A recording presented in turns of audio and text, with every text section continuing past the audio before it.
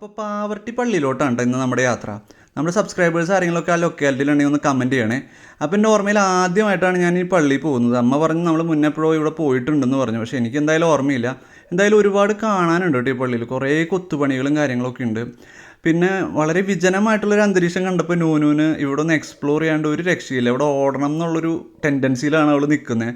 ഇയാനും ആണെങ്കിൽ ഏത് പള്ളിയിൽ പോയാലും ഒരു നേർച്ച ഇട്ടില്ലെങ്കിൽ ആൾക്കൊരു ആത്മസംതൃപ്തി കിട്ടില്ല. അപ്പോൾ നേർച്ച ഇട്ട് കഴിഞ്ഞാൽ ആൾക്ക് ഒരു പ്രത്യേക എനർജിയാണ്, പ്രത്യേക സന്തോഷം. അപ്പോൾ കിച്ചുവിൻ്റെ അമ്മ പറഞ്ഞിട്ടാണ് നമ്മൾ ഈ പള്ളിയിൽ പോയത്.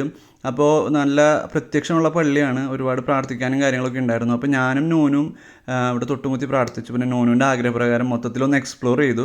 പിന്നെ അവിടെ ഒരു തുലാഭാര നേർച്ചയുണ്ട്. അപ്പോൾ നമ്മൾ ഇയാനൂനും നൂനൂനും ആ തുലാഭാര നേർച്ച നടത്തി. നൂനൂനാണെങ്കിൽ ഇതിലൊരു സീസോയിലിരിക്കുന്ന എഫക്റ്റ് ആയിരുന്നു. ആൾക്ക് ഭയങ്കര സന്തോഷമായി.